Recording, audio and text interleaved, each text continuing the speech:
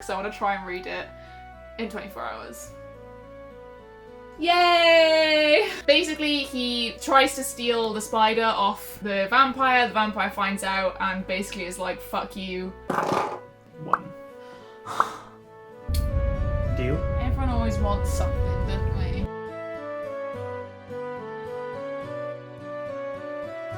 Hello my angels, welcome back to another video. My name is Ro and today we are doing my October TBRPG as well as my Spoopathon TBR. So, really kind of looking back to September, I did not read a lot. You guys will have seen if you watched my vlogs. I'm only just about to finish my 4th book, but I am hoping to finish at least 2 more by the end of September.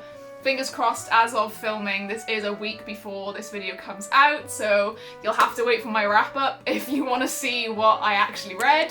But there's no way in hell that I will have actually completed my whole TBR, so the addition to my skills will not be happening this month. So this month is going to be a normal TBRPG. Jordan is going to tell me the story, I'm going to make my choices. There is going to be the Patreon choice as well, which is for the Archangel and Deity tiers. And basically, after I do my TBRPG picks, then I will be going through my Spoopathon TBR, because Spoops, I love you, but you have organised really annoying prompts in really annoying orders, so it's kind of impossible for me to pick them at the same time. So I'm gonna wait till I pick all of my TBRPG picks and then I will go through my Spoopathon path for you guys. I have a lot of choice next to me. I've got a stack of spooky books, hoping to read exclusively spooky books this month, except for Assassin's Quest. That is the one anomaly that will be in this month. So without further ado, TBR Master, take it away. Yay! TBRPG, just for those if you are new, is essentially a Dungeons & Dragons style choose your own adventure story that I've written that has key choice moments within the story that Rowan has to make, and the choices that she makes determine the outcome of the story and also the prompt that she gets for this month. A very quick recap of the last episode, which was the TBRPG Live. After being cast into the future, Rowan and Evie, along with 3 weary travellers, got caught up in tribal rituals that worshipped a statue of obsidian. Choosing to save Evie this time though, they managed to get back to present day, but find themselves stranded in a desolate snowstorm. And we pick up exactly where we left off. Both of you stand in knee-high snow while a chill bites at your face. Dense snowfall restricts your vision and you quickly begin to feel the effects of the conditions. Having to shout over the wind, Evie hurries you and begins trudging through the snow. You've managed around 20 feet of distance before you both know that you won't last much longer. At the edge of the range of your sight, you can make out a very faint silhouette. Fighting off the frozen effects, you get closer, screaming for help but getting no reaction. Help! Upon reaching the person and circling to their face, they are completely frozen solid. Oh, Jesus Christ. Evie looks at you and panic sets in, so fast you're surprised it hasn't melted the snow. Pushing on as quickly as the snow now will let you, another larger silhouette appears to your right, and you begin towards it. Evie pulls at your arm though and points to an almost invisible dim orange glow to your left, and the glow begins to sway in like a wide U motion. So this is the very first choice. Ooh, already, straight in. Straight in, very first choice. You can either try and go right to the silhouette, the larger silhouette, or go left to this moving dim orange glow. Well, glow to me equals heat, so I'm gonna go towards the glow. You're gonna go for the glow. Yeah. You deduce whatever is moving the light is alive, so it's your best bet. The glow starts getting brighter until you're starting to make out a shape of who's holding it. A man wearing an enormously thick coat that covers his entire body, waving a lantern beckoning you closer. And the first prompt for this one is standalone. Okay, standalone. I actually have like a load of standalones as options. Yeah, so I have quite a few. Not going to show you all of them. So for this, I'm going to pick The Price Guide to the Occult, which is by Leslie Walton. This is on my self-destruct TBR because I've had it for absolutely ages and I've not read it. It's super thin. It says, it's an atmospheric, blood-drenched, dark fantasy for a cold and stormy night. That sounds spooky to me. And I don't really know much about this, so I feel like I would struggle to fit this into any other prompt other than standalone or spooky or witchy.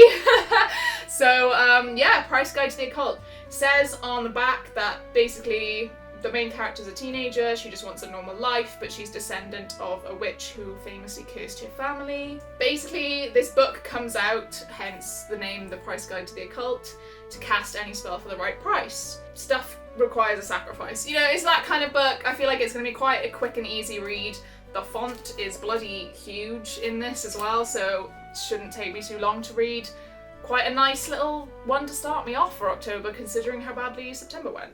As you reach him, he starts leading you, and after a few more harrowing seconds in the cold... Does he not speak to me? Doesn't say anything. I mean, you wouldn't be able to hear him anyway because of the snow and this wind is so loud. Cool. But he leads you to this massive spire, and there's a very small hole at the base. The man points to the 3-foot hole in the spire. Both of you crawl inside, and he follows. Now that all of your senses aren't being attacked, the frost that has almost consumed your body makes it difficult to move. Without wasting time though, the lantern man points again, this time to the circular hole in the floor that has a ladder peeking out of it. He begins climbing down while you both watch, unsure if it's fear rendering you motionless or the chill in your core. He stops before his head disappears down the hole and just says, "Follow." Not very chatty, are you? Both of you drag your bodies down the ladder and enter into a dark tunnel. A weak cobalt colour illuminating it so you can see, but barely. You trace your hand along the wall as you descend deeper into the smooth-walled tunnel. An arctic glow appears and grows stronger as you reach the end of the tunnel, into a substantial ice cave. Wavy smooth walls and ceilings of the cave suggest natural melting has formed it, but towards the bottom of the walls are an unnatural sight. Carved into the ice are modest little huts and a small community of people that live there. A fire is lit in the centre of about 7 of 8 houses, and you notice none of the people wearing particularly thick or warm clothing. The man with the lantern is ahead, walking into his commune. He turns to you both, still at the end of the tunnel, and motions you both to come down. 20 to 30 people stare as you walk by, shivering in your damp clothing. All of the walls are dripping wet, and the floor has about a centimetre of water resting on it. He brings you to the ice hut at the end of the row and takes you inside. A smouldering fire pit is in the centre of the room, and surrounding the air above it are 2 coats exactly like his. And he says, "You'll still freeze in your wet clothes. Take them off and put this tusk skin on." He leaves and gives you privacy to change. Evie sits down and starts undressing while you and Go grab 2 tusk skins, as he called them, off the rail. Feeling both of them though, only one of them seems to be warm and the other not at all. You're gonna make me choose to whether to give her the good one or not. Choice number 2 is you can either keep the warm coat for yourself, or you can give Evie the warm coat. I'm keeping the warm one for myself. You're gonna keep the warm one for yourself? Yeah. Okay, well you're gonna I'm need fucking to cold. do a charisma check for me then. So 13 plus 3 is 16. Okay. A quick glance back shows Evie isn't even paying attention to you, so you leave the warm one on the rail and take the other one to her, placing it beside her. She gives you a slight smile, all she can manage in between the shivers. Here you go. So your prompt for this one is a book with an even page number. Oh, okay. Was the other one going to be an odd page number? Maybe. So for this one I'm going to pick this absolute chunk of a boy. This is Assassin's Quest by Robin Hobb, and this is 852 pages. And I will be attempting to read this literally all of today as you are watching this video, actually. All of Saturday, because Raidathon is currently ongoing. So whilst you're watching this, you can check in with me. I will comment on this video when it comes out, how far into this I am, to hold myself accountable, because I want to try and read it in 24 hours. Yay! So yeah, Assassin's Quest is the 3rd book in the Farseer trilogy. I am catching up on Elderling Along, 1 a month for me. So next month I will be starting Ship of Magic, and yeah, this is the final one in the 1st trilogy, and it's fucking huge. You manage to peel your frigid clothing off as Evie brings you the other coat. She says, your skin. And you examine your body to find large blotches of light purple cover your entire body. Ooh. Seeming to originate from your chest, it reaches your elbows and your knees. The skin doesn't hurt, it doesn't feel different, or it doesn't irritate you whatsoever. Evie then sighs, wraps you in the coat and sits beside you. And she says, "I was hoping you'd never actually use a mark, and I'd still thought I'd get a chance to tell you before you did. Magical artifacts that give you power like that come with consequences. It varies from person to person. For me, whenever I use a mark, it rapidly increases the aging process. Jesus. I know for a fact it unhinges Obsidian's mind more and more every time he uses one. And for you, it seems to be affecting your skin. That's not that bad though, right? I mean, if it doesn't hurt, No. then you probably get on the lighter side of things, to be completely honest. So the man returns into the room with steaming bowls and rests them beside you. Thank you. And he says, "You look hungry and tired. Please eat and rest. Caicon is the nearest town from here. Once the snowstorm ends and you've rested, I will take you there." He begins to leave when Evie shouts at him to wait. She says, "If we're near Caicon, surely that means that we're close to the Verso Bastion. Could you take us there instead?" He looks over his shoulder at both of you and not a single emotional change on his face. He says, "Eat and rest. We can discuss this when the storm settles." After finishing a surprisingly delicious stew and settling down on animal skin over carved ice, you slip quickly into a deep sleep.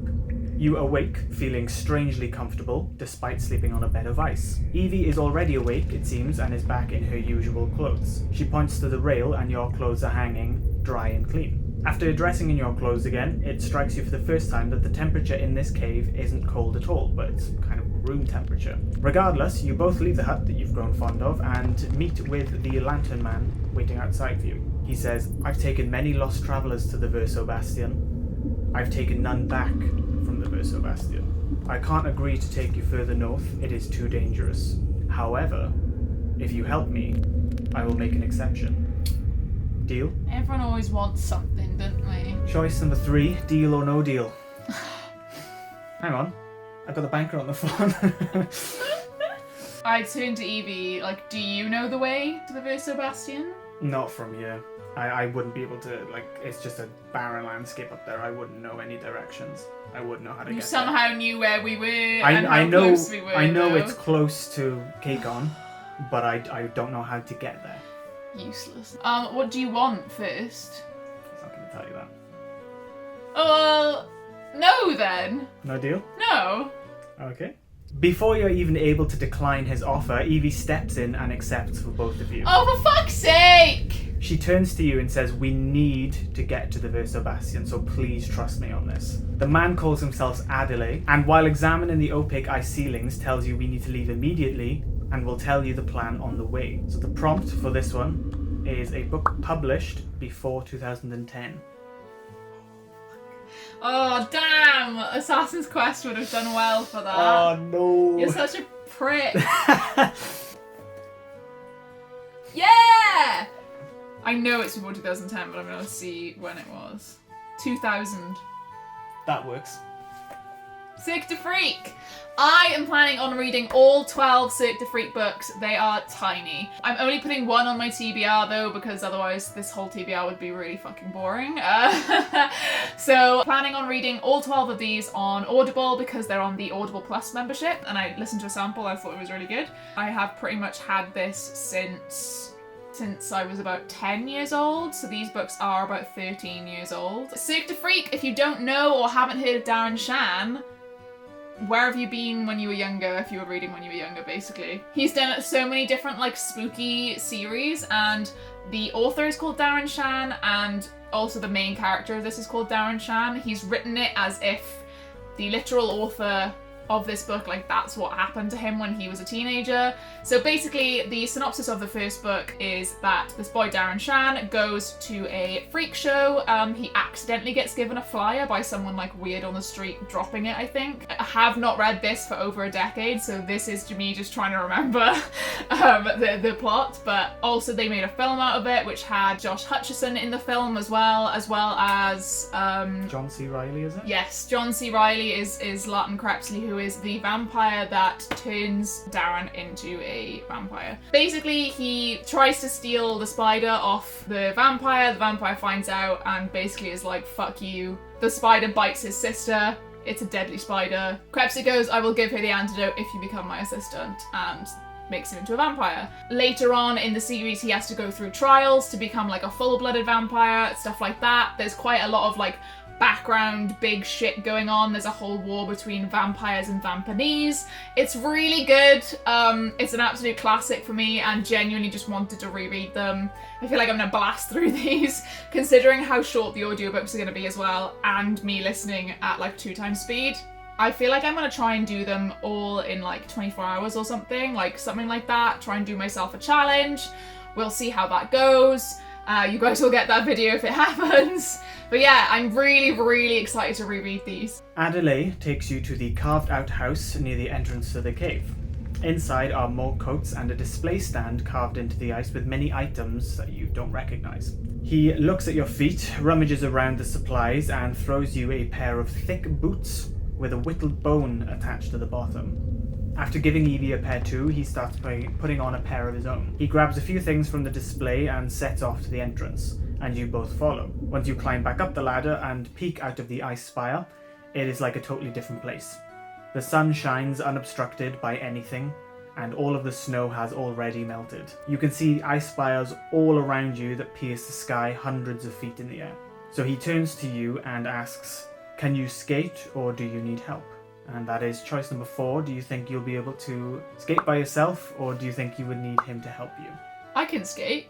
You can skate? Yeah, I can skate. Alright. I can genuinely skate. I'll need you to make a dexterity check then for me, please. Can you skate? I can actually skate. Like IRL, I can skate. 1.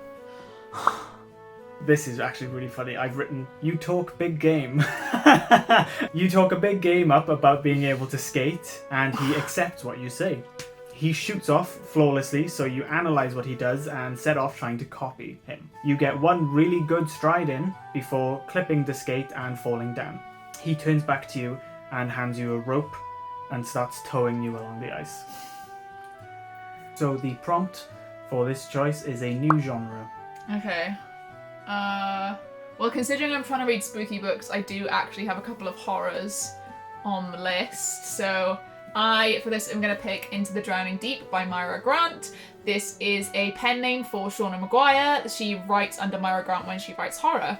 So Into the Drowning Deep is a kind of hard to explain. It's about the Mariana Trench. A mockumentary is going to be filmed to bring to life like ancient sea creature legend, and that was 7 years ago that mockumentary was filmed. But it was lost at sea. Some have called it tragedy, some people think it's a hoax, blah blah blah, think like Bermuda Triangle type stuff. But now a new crew has been assembled to investigate, and they're going to discover whatever is down there is definitely no joke. It says this is super floppy. This was gifted to me by Lydia, I'm pretty sure. Yes, from Lydia. Thank you so much, Lydia. Really, really want to get to this because I really want to branch out into Shauna Maguire's other types of genre and types of writing. I know this also is about mermaids and it is sapphic, so what more could you want out of a book? The mystery sounds really cool. I'm excited to see some horror elements and maybe I'll be scared. I do not read horror, like full stop. Probably have never read a horror book in my life. Mexican Gothic's the closest I've come and I feel like that's quite tame. So yeah, Into the Drowning Deep. I'm super excited for this one. He explains that his village is being threatened, but not by anyone or any creature, but by the coincidental placement of the elements. For a few hours every day, the sun rests in a particular place behind a particular spire that concentrates the light and heat of the sun on our village. God, I can't control the sun. Causing the melt. He says, "I'm sure you've noticed the damp walls and resting water on the ground. It's getting worse and worse, but I have a solution. Ice spires are made of permafrost or unmelting ice. There's no way for me to break it or melt it away. The spire's too big. But there is a creature I believe to be strong enough. And I've been trying to attract one from a nearby pod, but I realize with the speed I need a few extra hands to make it happen. What I'm planning to do is attract one, lure it to the spire, and get it to breach the ice and crash through the spire." Okay. So you reach the spire that has been troubling them. A few cracks at the bottom from previous attempts that he's made, but nothing substantial. And he says, "Now it's up to either of you what role you play, but this is the plan. I'm going to get the attention of a leather tusk and lure it as far as I can before it outruns me. Then the next person gets its attention and lures it the next half of the distance. And finally the third person, who will be up on the spire, will attract it so it breaches and slams into the spire. So, choice number 5, you can either be the person on the ground luring the leather tusk, or you can be up on the spire luring it to breach out of the ice. And this is the Patreon text, so they have chosen for you. Okay, I'll say what I would have done. So I would have chosen to be up on the spire, being like the last person for it to breach. That's what I would have picked. That's what you would have picked? That's what I would have picked. Okay, so by a hair margin on the poll, it was extremely close, and I was actually worried that it was going to be a tie, but it wasn't. They have chosen for you to be up on the spire, luring it from the top. Yeah! So, you and Evie decide that she'll be the second skater, considering your skating skills, and you'll be up on the spire as the third person in luring the leather tusk. So he nods and starts looking around in his bag. And the 5th prompt for this one is the first in a series. Okay, so I have literally one option for this, and that is The Library of the Dead by T.L. Huchu? Yeah, Huchu. This is set in Edinburgh. It is a spooky mystery book, a detective type book. Roper dropped out of school to become a ghost talker. They sure do love to talk. Now she speaks to Edinburgh's dead, carrying messages to those they left behind. So the dead start whispering that someone's bewitching children, leaving them husks empty of joy, etc. She's basically going to investigate it. Basically, it's about Zimbabwean magic, so it's definitely got POC rep, and the, I think, author is black as well. This is, I like the little mint colour under the dust jacket. It's really nice. This was the February pick for GSFF, so that's like a little map of Edinburgh. Seems super short, seems super quick and easy to read, new genre for me again, and yeah, I'm really looking forward to this spooky TBR now. It's all coming together. So, Adelaide pulls out hollow whittled stones with cloths inside and very carefully hands you one each. And he says, these are thermal orbs. There's a special chemical inside the cloth that reacts to the outer hollow stone and gets extremely hot and bounces around inside. It glows ridiculously bright and will burn out after a few minutes. When I call to you, you'll need to rip the cloth out and begin the reaction to draw the leather tusk towards you. I'll drop one into the water to attract one, then light another and bring him to Evie, who then needs to take them as close to the spire as they can before you light the final orb to get into breach. So you skate to the base of the spire, and it's there you realise the sheer enormous size of the thing. You need to climb at least 50 feet up to sort of, get a good distance on it. I have good upper body strength. Luckily, he handed you climbing equipment before setting off to begin luring the leather tusk. A faint crash sound comes from behind you as you notice he is already skating towards Evie. They've already started and you haven't even started climbing. They haven't even let me climb yet? Fucking hell! I will now need you to make a acrobatics check. So this is a dexterity check. Again, please. 15 plus 3 is 18. Using climbing gear fashioned out of bones and teeth, you make a fantastic start to climbing. It's almost as if you're running vertically, and as you glance down you notice Evie has already now started luring the leather tusk herself. You push on harder to get where you need to be. After stopping and checking what's happening on the floor, Evie dives out of the way and shouts for you to light your thermal orb. Wrapping your arms around your lodged climbing equipment, you rip the cloth from the orb and it ignites in your palm. With my teeth.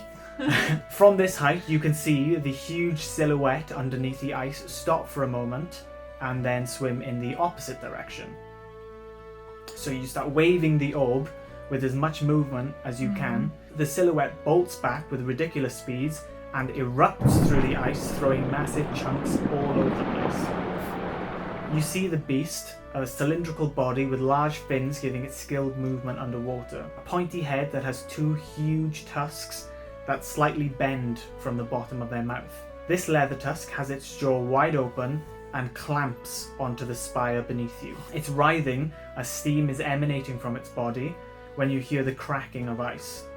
The leather tusk's jaw snaps shut, sending shards of permafrost hurling through the air. You almost lose your grip, but have no other option than to hold on while the spire begins to topple.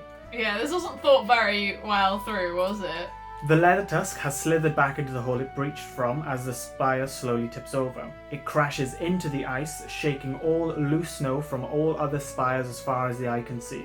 You're flung from your holding position around 20 foot into snow. You recover to see Evie getting thrown from her position by the collapsing spire, breaking through the floor and into the water. Oh, shit.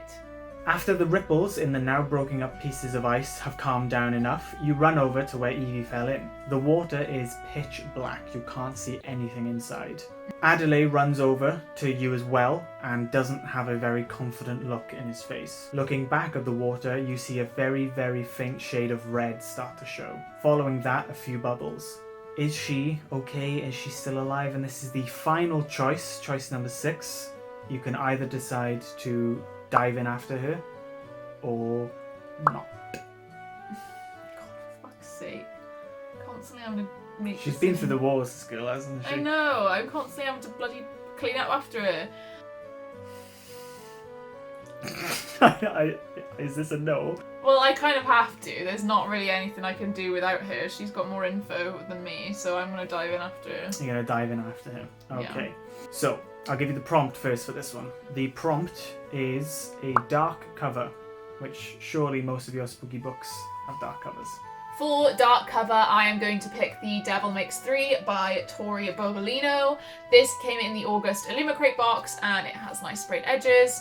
Basically, this is a dark academia. Tess and Elliot stumble upon an ancient book in a school library and accidentally release the devil. That's pretty much all I know about the book. I'm not like super excited for this, but it is also on my NetGalley, so I want to get that arc like done and dusted off my NetGalley as well. So unfortunately this is not what I'm like super excited about. I used to be, and then I heard like mixed reviews when it came out, so hopefully because it's short as well, I am gonna just blast through it. It's less than 400 pages, it's like 370 pages. Got quite a few short books on my TBR this month, obviously in addition to Assassin's Quest, which is huge, but you know, that's fine. Yeah, I hope it's good. I've heard mixed things, but I'm hoping that I will go in with a fresh mind and just enjoy it for what it is, which is just like a fun romp of a book.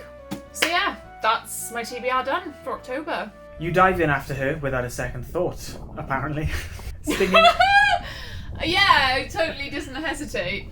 Stinging cold water surrounds you and it feels like it's crushing you. You swim deeper and you see Evie's shadow deeper in the water. You grab onto her coat and drag her back to Adelaide's hand that's reaching into the water. You jump out and both of you drag her limp body out of the water, and you notice that her arm is missing.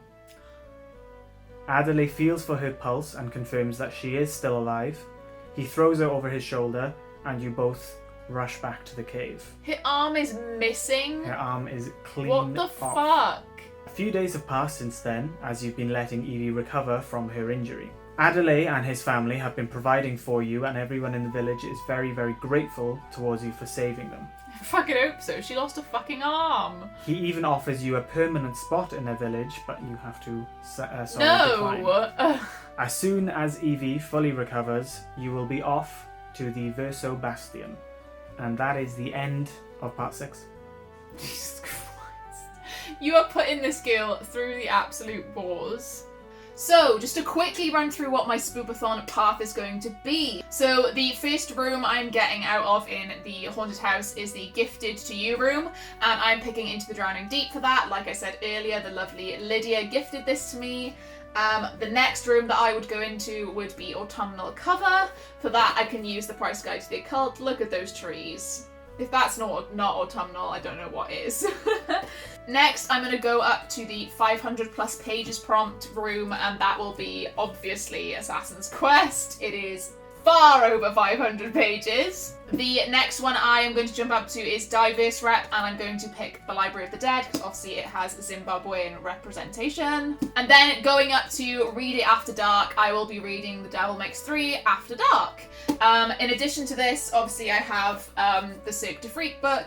I'm not putting this on here, that didn't really fit in. I'm probably not going to read it after dark, because if I'm going to try and do a 24-hour thing, I probably will start when I wake up in the morning. May do it the other way around. Who knows? We shall have to see. That is it for this video, guys. Thank you so much for watching. Make sure that you like this video if you enjoyed. Leave me a little ice skating emoji down below if you were here but you didn't really have anything to say and you wanted to let me know you were here. Do also make sure that you subscribe so you get more content from me in the future. All of my links are in the description, including my Patreon. Speaking of my Patreon, I want to give a huge shout out to all of those people on my deity tier. So that is Becca, Meg, Sarah, Lisa, Lydia, Amy, and Mercy. Thank you guys so much for all of your support. And I will see you guys in another video.